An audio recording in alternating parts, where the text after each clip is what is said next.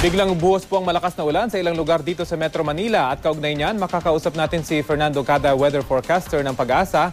Magandang tanghali po, Ginoong Cada. Yes po, magandang tanghali po. Opo, ano po yung dahilan ng biglang malakas na pag-ulan kanina?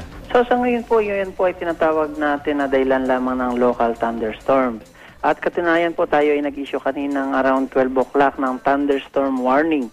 Ibig sabihin po, base sa monitoring ng ating Doppler radar, may mga series of thunderstorm po tayong namataan lalong-lalo na po sa general Manila area. Particular po dito sa may area ng Las Piñas, Parañaque, Pasay, Makati, Muntinlupa, Mandaluyong, San Juan, Pateros, Quezon City at Marikina.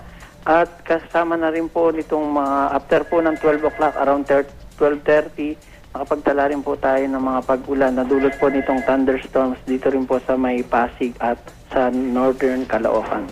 Hanggang ano oras po tatagal itong localized thunderstorm na to? So sa ngayon po, asahan natin within the period of 2 hours. Kanina po kasi nagsimula yan ng alas 12. Maaari pong pagkatapos ng 2 oras ay mawawala na po ang mga malakas na biglaang pagbugso ng ulan na dulot po ng thunderstorm. Ito ho ba'y magiging dahilan ng pagbaha? So sa ngayon po yung monitoring natin, may mga pagbaha ho tayo pero mga halos hanggang sa mababaw lang naman po. Pero yun to po ay biglaan kasing pagbuhos ng ulan at yung pong dahilan ng pagbaha dahilan po naman yun ng mga barado nating estero o yung pong mga talagang binabang lugar. Pero mabilis naman po itong magre-recede dahil hindi po naman tatagal ang mga pag-ulan na dulot po nitong thunderstorm. At tila dumaan lamang po itong thunderstorm na to. Ano yung direction niya?